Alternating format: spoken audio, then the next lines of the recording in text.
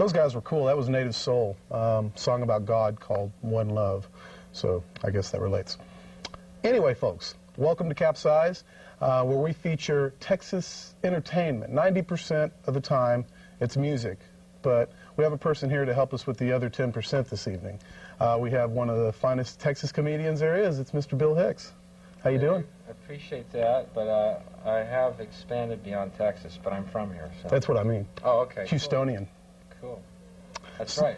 So you're here in Austin. You're going to be playing at the Last Stop tomorrow night. Tomorrow night, 2 shows, 8 and 10:30, and come out. And we're recording also for my 4th album called Rant in E minor, which is going to be set to music. So you have more than 90% here. There you go. You're taking care of both sides.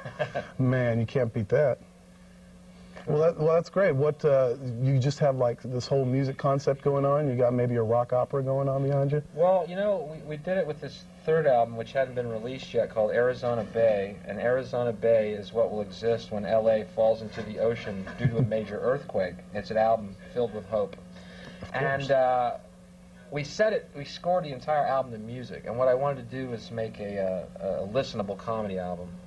And like a comedic Dark Side of the Moon that played on a lot of different levels. And we kind of stumbled into that style backwards, and Rant in E minor will further that idea.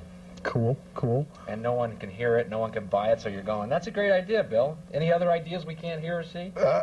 So how long are you gonna keep them waiting on that? How long do you think it'll be before we get to see the results? Well, hopefully it won't be but 3 months, and Arizona Bay will be released. And it's all about, a lot about the LA riots. It's 55 minutes of comedy and about 16 minutes about the LA riots, which will seem not too dated, will they? Not at all. Not at all. But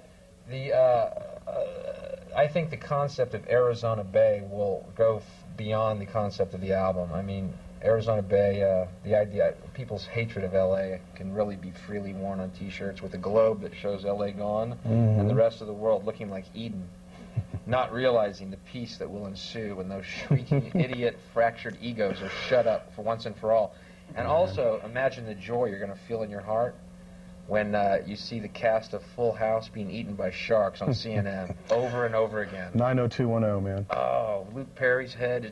Yeah, I mean, if he ain't old enough already, I'm about to die from old age. I'll just chew him up, man. He's 73 now. And he's actually Buddy Ebsen's twin brother. That's what it is. I knew I saw something. So how long do you think it'll be before we have to wait for the Bay itself in real life? I don't know. I'm wondering how much bull can the world put up with before nature just breaks? How much illusion can the world suffer before nature just snaps in half? Yeah. It could be any minute. It might be happening as we sit here. That's why I just moved from L.A. So. Yeah, yeah. So you're residing in Texas again? No, I'm residing nowhere. I'm residing inside these clothes, and wherever they go, that's where I live. Well, at least you know your landlord. That's right, me and the Gap. But if you want to mail me a letter, just write Bill's Jeans, and the postman will find me. He'll sniff me out. Exactly. Y'all, you know, we are live here tonight. If you want to call us up, we do have a live number. This little box is meant to intercept your comments, questions, and quirps. The number is 472-CALL or 2255, whatever way you look at it. And I promise we're not going to censor you tonight, man. You can say what you like. Yeah, well, I have no evidence. Oh, we are live. There's no way to do it. That's true. Cool.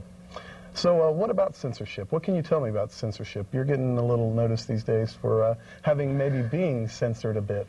Yeah, well, from my personal experience only, that is only what I speak from, by the way. That is why I do it so confidently. Of course you would know. Right.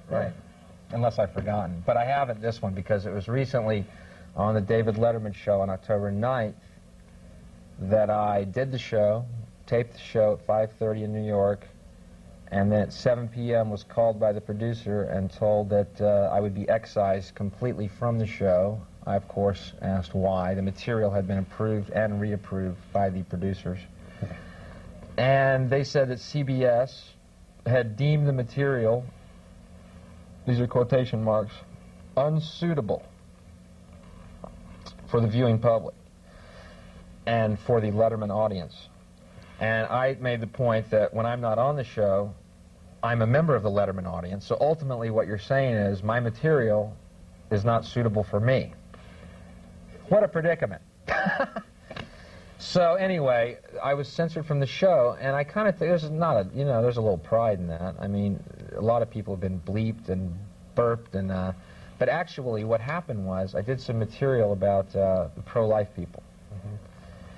And the joke I did was very simple. All I said was, if you're so pro-life, do me a favor, don't lock arms and block medical clinics. Lock arms and block cemeteries. Let's see how committed you are to this premise.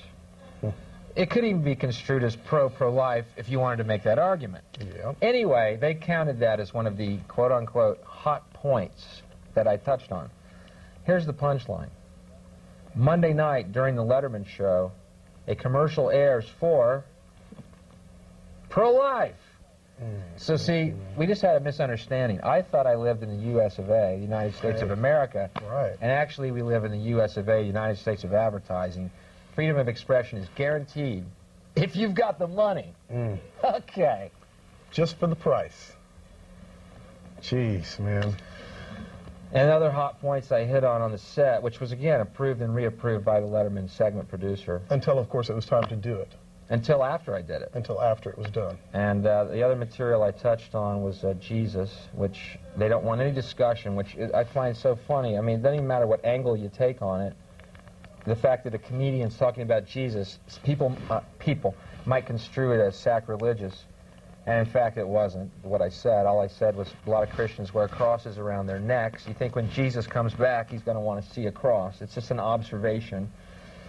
And I did some other stuff about that. But you see, what the problem is... It's like offering Bon Scott a drink of liquor, of Jack Daniels or something. It's just an observation. Yeah. It's no big deal. I didn't go up and say the Pope sleeps with burros, although I believe he does. I didn't say that. Anyway, the point is that the lines are lighting up on the Pope thing. See, immediately. Thing, yeah, of course. What do you say about the Pope? I love the Pope. Man, I'm down with the Pope, man. I love seeing him in his Pope-mobile, his 3 feet of bulletproof plexiglass. That's faith in action, folks. Okay. He's got God on his side. Anyway, the point I'm making is about the idea of freedom of expression, and I believe that that there's this agenda in mainstream media, and I think it's fairly easy to back this up, to keep people stupid, docile, and apathetic, and therefore the elite who own these corporations and the families that own the corporations, even fewer people, their agenda is to keep us stupid and apathetic. That's why I love public access, and again, thanks for having me on. Oh, thank you for coming out. I appreciate it. So Dave also likes you. Dave likes me, but what I found out subsequently to all this, and oh, by the way, I don't mean to keep pushing my own little horn here, but tooting my horn, but on Monday, this Monday, in the New Yorker magazine, is a profile about me, including this story about Letterman. I found out that it's one of Dave's rules that he doesn't like comics to talk about Jesus on the show.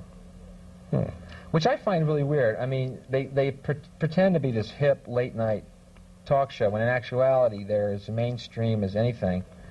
And again, it doesn't matter what angle you take on the Jesus subject. That's what bugs me. Just because I'm a comic doesn't mean I'm treating it with disrespect.